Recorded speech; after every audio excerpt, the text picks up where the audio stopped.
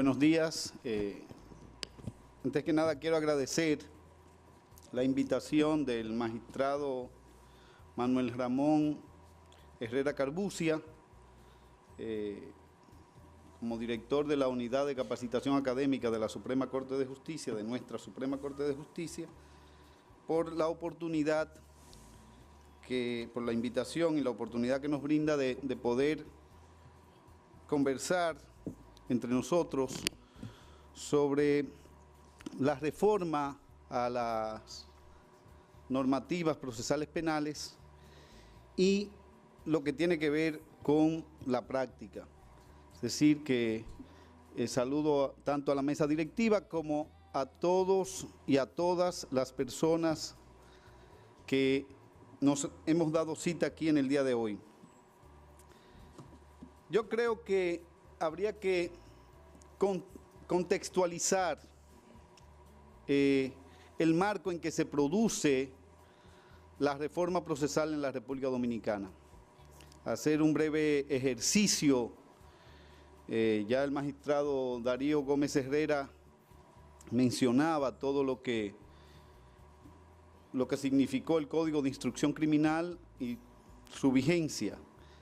Tenemos que colocarnos en las etapas previas del discurrir de nuestros tribunales, de nuestro sistema de justicia, de nuestros cuarteles, para ver que aunque nosotros somos inconformes con los cambios que se han producido, uno verá que hay prácticas que ya no es posible que se repitan.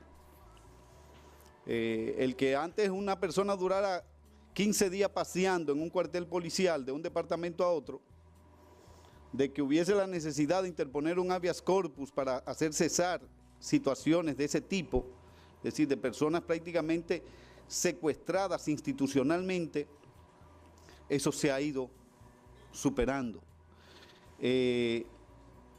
Cierto que puede ser que persistan algunas prácticas, pero el hecho de la obligatoriedad, y esto diría que empezó de la tutela judicial inmediata de la persona privada de libertad, empezó con la ley del derecho a la llamada, que fue una ley introducida por Ramón Blanco Fernández y Norge Botello, y que fue retomada luego por Pelegrín Castillo. Fue la primera ley promulgada por el presidente Fernández en 1996, que fue la ley 496, me parece, o 696, si mal no recuerdo. Pero lo cierto es que esta ley, al poder comunicar la situación, hacía de alguna manera efectiva la asistencia letrada a partir del momento que ya la persona estaba detenida en un cuartel o un destacamento, un precinto, una oficina policial.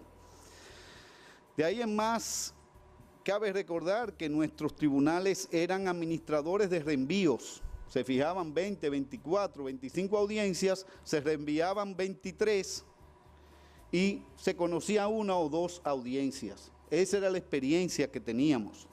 Y los fiscales de audiencia con un cúmulo de trabajo enorme, tener que irse al otro día para volver otra vez a leer en la tarde los expedientes del día siguiente. La falta de comunicación con las víctimas, la falta de coordinación, el Ministerio Público no sabía quién era la víctima, la venían reconociendo a partir de los tantos reenvíos que se producían y suspensiones de audiencia, terminaba conociéndola en algún momento, pero no porque hubiese un vínculo ni con el investigador, ni con los detectives, ni con la... Es decir, que de alguna manera se ha producido un cambio en los últimos 20 años. No estamos diciendo que la entrada en vigencia de la ley fuera lo que lo provocara, sino que fue un estado de cosas que se venía generando y discutiendo. Ahora bien, situados en el contexto actual, tendríamos que visualizar lo que es el proceso penal desde una óptica de la política criminal. Ya el magistrado Saúl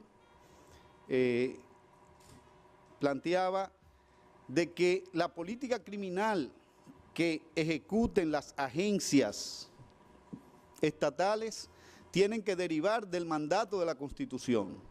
Es decir, el paradigma para poder aplicar una política criminal es la que determina la Constitución de la República. Claro, vivimos tensionados por una realidad de una situación social de marginalidad, de deserción escolar, de falta de inserción en el mercado de trabajo, de cientos de miles de jóvenes, se hablan de 700.000 jóvenes que ni estudian ni trabajan, los famosos NINI, ni estudian ni trabajan, pero son jóvenes que quieren consumir, que quieren darse una pinta, que quieren tener celulares, que quieren ir a la playa, que quieren ir a la discoteca, que quieren pasear, disfrutar, recrearse, que aspiran a un vehículo. Es decir, que se ponen para ello, como dice, puesto para mí.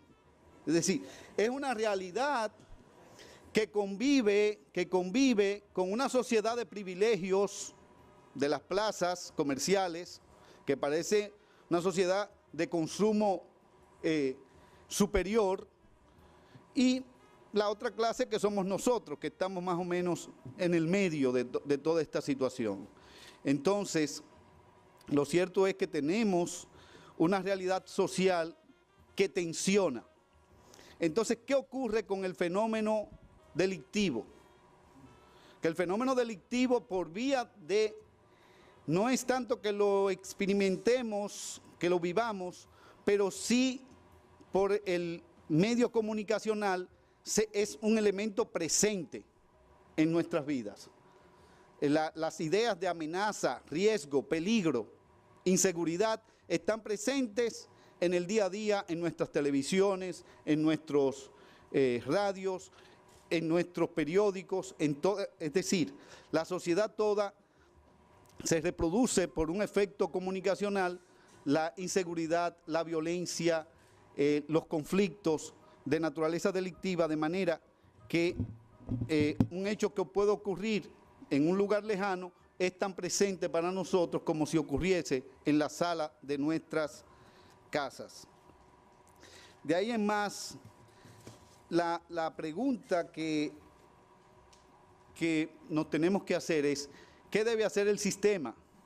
El sistema va a comprar la idea de que es necesario eliminar, más que inocuizar, a los elementos violentos, crueles, a esos jóvenes feos, sucios y malos que tenemos en nuestros barrios y campos.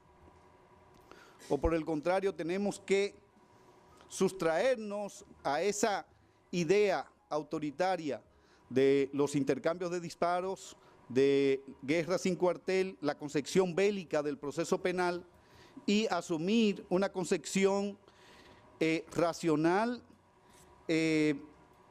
efectiva, pero sobre todo legítima en el uso de la violencia. ¿A qué nivel de violencia estamos autorizados en el contexto constitucional? Esas deben ser parte de las reflexiones. Leía recientemente que se quejaba un estamento, un componente de lo que es el sistema de justicia penal. El director nacional de policía refería que ellos habían sometido en el último año 72.000 individuos. Tomemos la cifra, 72.000 individuos, y que estaban sueltos. Es decir, que si acogemos la pretensión o la visión de que un sometido o un investigado o un sospechoso, un preso, si asumimos esa ecuación, tendríamos que tener el Estadio Quisqueya, la Isla Saona, Beata y Alto Velo como colonias penales para poder ir, digamos, apartando o segregando esos elementos peligrosos o sujetos peligrosos en esa visión bélica del proceso penal. Entonces, es en esa lógica, colocados en esa lógica que es contraria a la letra y espíritus constitucionales, que se nos pretende decir que para investigar a una persona hay que trancarlo y que mientras esté trancado es que hay proceso. Es decir, para que haya proceso tiene que haber un preso y sin preso no hay proceso. Parece un juego de palabras, pero es que la lógica de todo el sistema viene girando más allá de la letra de la Constitución que mencionaba el magistrado Gómez Herrera,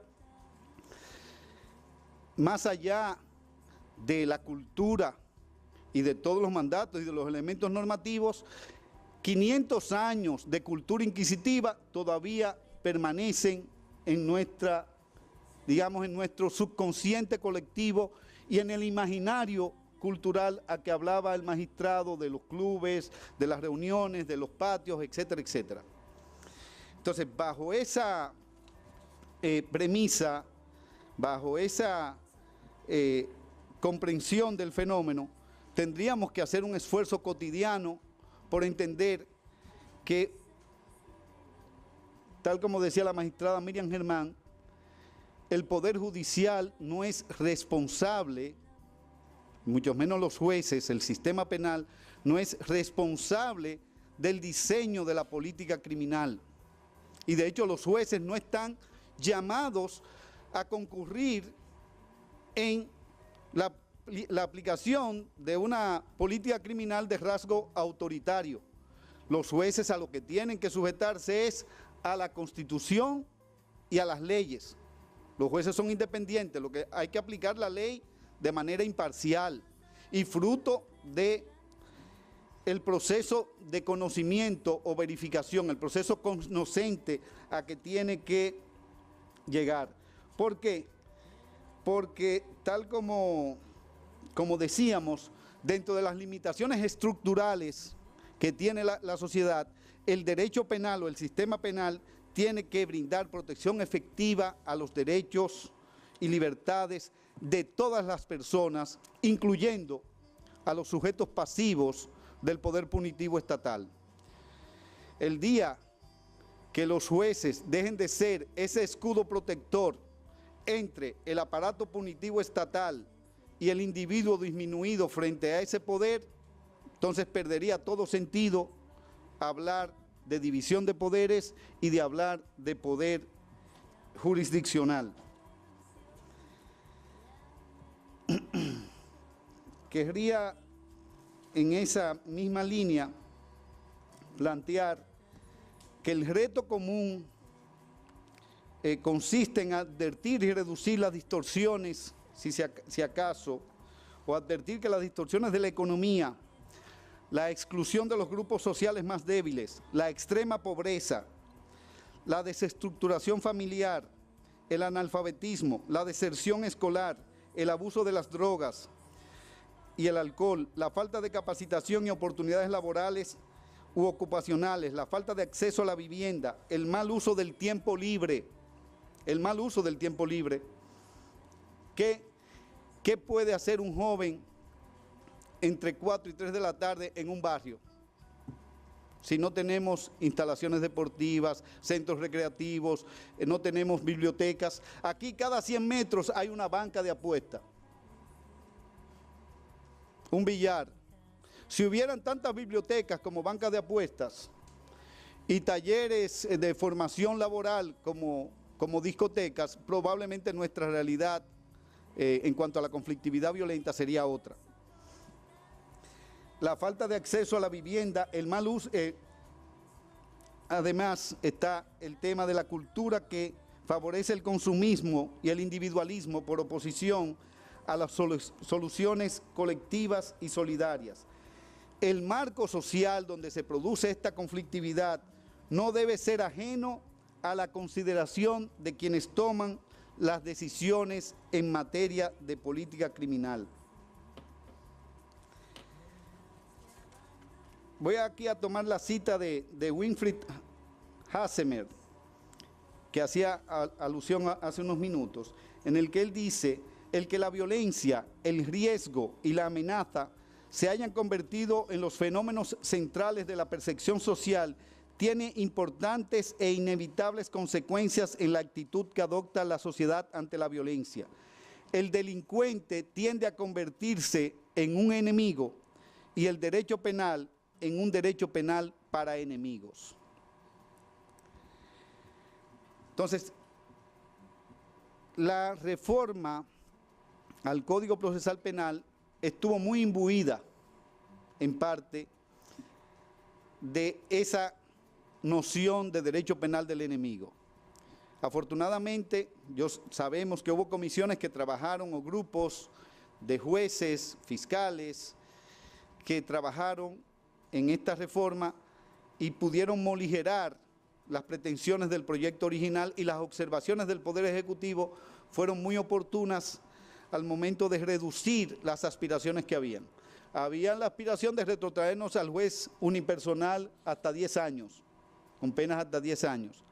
Se llevó a 5, lo cual todavía está en un rango, un parámetro aceptable de la reclusión menor, pero la idea era prisión preventiva obligatoria en los casos en que las penas privativas de libertad previstas en abstracto fueran de 20 años, es decir, que en materia criminal la prisión preventiva iba a ser obligatoria, lo cual le quitaba las facultades a los jueces de decidir, y lo cual es claramente inconstitucional, porque entonces era el legislador en abstracto quien iba a razonar y no el juez el que iba a hacer el juicio de necesidad, de proporcionalidad y razonabilidad en definitiva.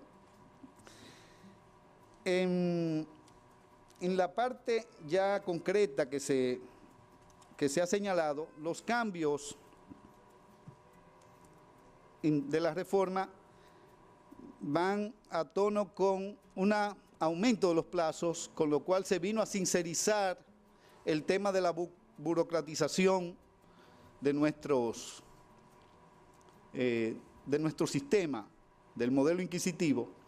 El magistrado Saúl Canaán citaba que en España la duración promedio o el límite máximo de la prisión preventiva es de 3 años. Eso es cierto, pero ellos tienen un modelo mixto.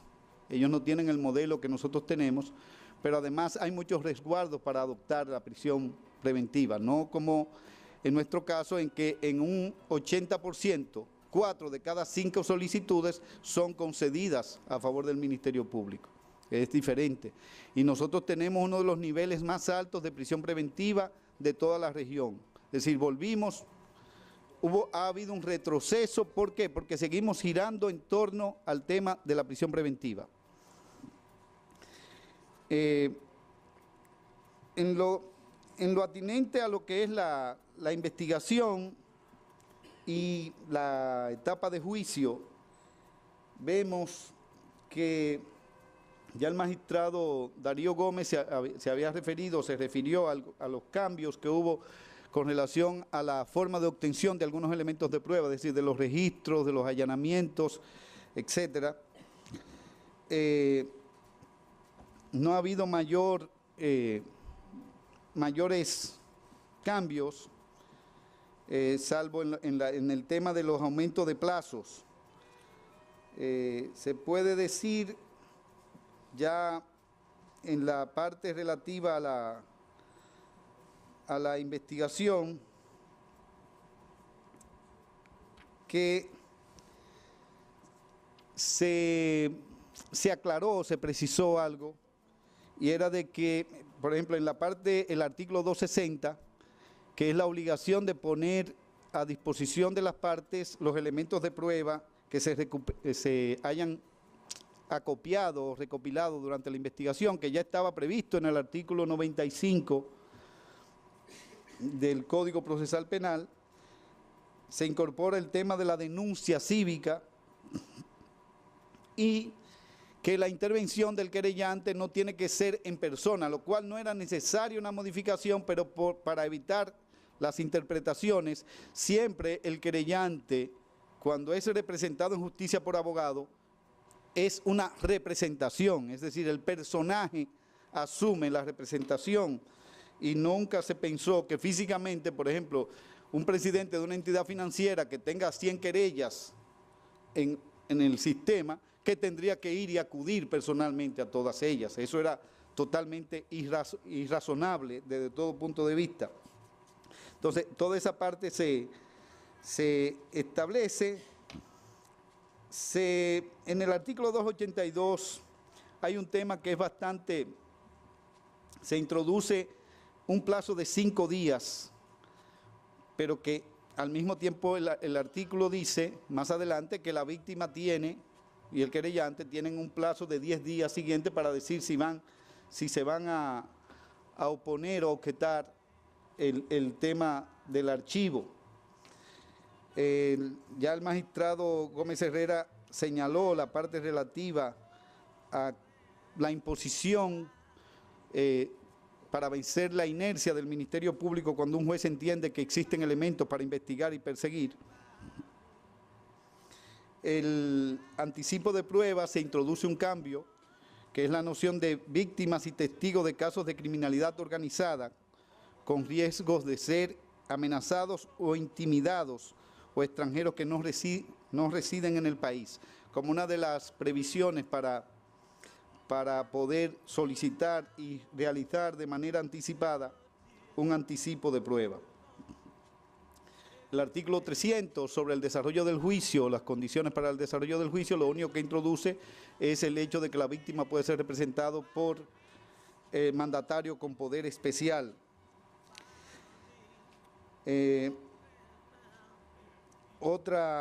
Otro tema es con relación al auto de apertura a juicio. Estaba establecido que el auto de apertura a juicio no era recurrible y se estaba dando la práctica de que se ordenaba la apertura a juicio, pero se excluían ciertas pruebas y entonces el Ministerio Público recurría el auto de apertura a juicio con miras a que fueran reintroducidas esas pruebas que no habían pasado el baremo o el filtro, el control de la audiencia preliminar. Entonces, ahora la legislación dice claramente que no, que usted debe hacerlo en el plazo del artículo 305, es decir, el sistema de control, un reexamen horizontal del tema, no yendo hacia la Corte o un control vertical. De otro lado, en la parte relativa al auto de no lugar, se plantea los elementos de prueba, se distingue en el ordinal quinto, los elementos de prueba ofertados en la acusación presentada antes de la audiencia preliminar resulten insuficientes para fundamentar la acusación. Lo que hace es una precisión de esos elementos, de ese motivo, aunque ya existía. Y de ahí en más, una parte interesante, yo creo que la magistrada Esther Ajelán, que fue quien nos enseñó un poco sobre el tema del debate adversarial y las reglas de debate adversarial, el artículo 326 sobre el interrogatorio directo, el contrainterrogatorio y el examen cruzado, las réplicas y contrarréplicas, incluye mayores detalles. Hay que decir que en otros países en donde existe una cultura y el trabajo de la litigación oral, existen manuales completos y reglas de evidencia. Las reglas federales de evidencias es un manual como de 800 páginas y son reglas que se imponen a los litigantes. Aquí en un solo artículo, esa parte del interrogatorio se ha trabajado, aunque están las resoluciones, no sé si la 1731 o 1735, no soy bueno para esos números, que regula un poco todo el tema de la exhibición y producción de la prueba en las audiencias y en los juicios. Es decir, esa es una parte, digamos, innovadora que recoge lo que ya por vía reglamentaria la Suprema Corte de Justicia había elaborado. Se cambia en el artículo 331 el concepto de tercero civilmente responsable por el tercero civilmente demandado, porque hasta que no sea condenado no sea ejecutoria la sentencia, no se puede hablar de civilmente responsable. En la parte relativa a la redacción y pronunciamiento de las decisiones en determinados casos, se aumenta el plazo de 5 días que estaba antes a un plazo de 15 días. Hay un tema en el 338 que se suprimió, y yo creo que se suprimió por una inadvertencia. Se suprimió la parte relativa a que se unifican las penas, porque esto es algo que aquí no se ha discutido. Y me gustaría, tradicionalmente nosotros teníamos el principio del no cúmulo de penas en el Código de Instrucción Criminal, y que más bien era un principio por jurisprudencial. El Código Procesal Penal reintrodujo el concepto de cúmulo de penas, porque la única excepción que teníamos en nuestra legislación sobre el cúmulo de penas era la Ley 36, que permitía la aplicación de la pena privativa de libertad, digamos, de cualquier hecho, de lesiones, de golpes y heridas, y además le agregaba el cúmulo de la pena por el porte ilegal de armas o uso ilegal de armas. Pues bien, el Código Procesal Penal intencionalmente reintrodujo el principio de cúmulo de penas. Lo que pasa que lo decía ahí en el 338, cuando dice se unifican las penas, es porque si una persona estaba condenada, por ejemplo, a 20 años y luego sobrevenía otro proceso y tenía que ser condenada a 20 años, entonces esas penas se unificaban y se reducían al máximo legal previsto de 30 años. Se sumaban y se reducían y se unificaban. De hecho, en la parte relativa al juez de la ejecución, está previsto que el juez también de la ejecución unifique las penas para establecer el cúmulo de penas procesalmente. Estaba previsto así, aunque esa es una materia del derecho penal material, el visualizar los cúmulos de penas, pero estaba permitido. Ahora eso se suprimió, habrá que ver en la parte de la ejecución cómo quedará y qué interpretación se realizará con relación a esta parte. En la parte de, digamos, de la división del juicio, la cesura del juicio en 2 debates separados, uno sobre la culpabilidad o sobre los hechos y otro sobre la pena imponible, el código lo que hace es que establece básicamente que deben apelarse de manera conjunta, que no se pueden apelar de manera separada, y que el informe, las partes deberán proveerse, el informe del que habla el 351, de manera particular. Yo creo que en sentido general la reforma es inocua en estas partes, inocua, digo, inofensiva, porque de hecho en la práctica lo que se vino fue a sincerizar la norma con lo que es la práctica judicial. Esa brecha que existía se aproximó. Existía una mora, existía un retardo. Los fiscales o el Ministerio Público regularmente, una vez obtienen la prisión preventiva, dejan agotar el plazo máximo sin agotar una diligencia. Es decir, se obtiene la prisión preventiva, pasa un mes, pasan 2, se dejan agotar el tercero y no se aporta. Bien, ese es culturalmente el proceso penal sigue girando en torno al falso pivot de la prisión preventiva, lo cual es desafortunado porque eso entra en contradicción con el principio o estatuto jurídico de inocencia, entra en contradicción con el principio de juicio previo, entra en contradicción con el principio de incoercibilidad de las normas procesales penales y con todos aquellos principios que nos dicen que se debe investigar primero y castigar después, pero se castiga después del juicio. Eso es básicamente lo que cabría apuntar, y que, tal como decía la magistrada Germán Brito, el Poder Judicial no es una receta cúralo todo. Es decir, no podemos apuntar o pretender que todos los problemas económicos, sociales y aún políticos de nuestra comunidad puedan ser solucionados por vía de una sentencia o de un auto o resolución.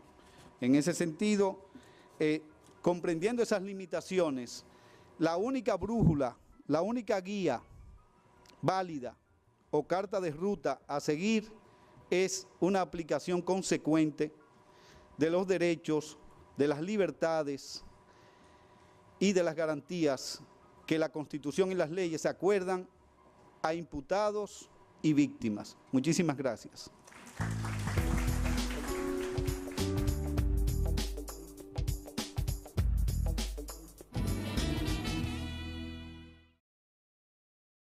Nosotros somos inconformes con los cambios que se han producido. Uno verá que hay prácticas que ya no es posible que se repitan. El que antes una persona durara 15 días paseando en un cuartel policial de un departamento a otro, de que hubiese la necesidad de interponer un habeas corpus para hacer cesar situaciones de ese tipo, es decir, de personas prácticamente secuestradas institucionalmente, eso se ha ido superando. Conversar entre nosotros sobre la reforma a las normativas procesales penales y lo que tiene que ver con la práctica. Es decir, que saludo tanto a la mesa directiva como a todos y a todas las personas que nos hemos dado cita aquí en el día de hoy. Yo creo que habría que contextualizar el marco en que se produce la reforma procesal en la República Dominicana. Hacer un breve ejercicio, ya el magistrado Darío Gómez Herrera mencionaba todo lo que significó el Código de Instrucción Criminal y su vigencia. Tenemos que colocarnos en las etapas previas del discurrir de nuestros tribunales, de nuestro sistema de justicia, de nuestros cuarteles, para ver que aunque nosotros...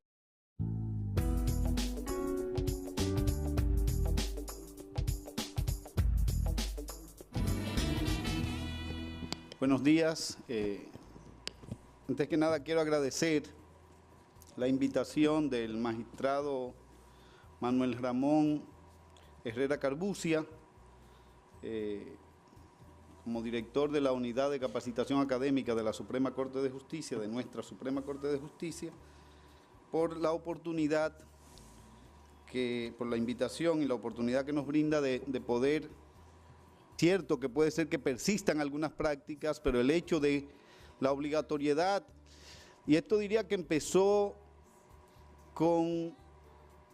de la tutela judicial inmediata de la persona privada de libertad, empezó con la ley del derecho a la llamada, que fue una ley introducida por Ramón Blanco Fernández y Norge Botello, y que fue retomada luego por Pelegrín Castillo. Fue la primera ley promulgada por el presidente Fernández en 1996, que fue la ley 496, me parece.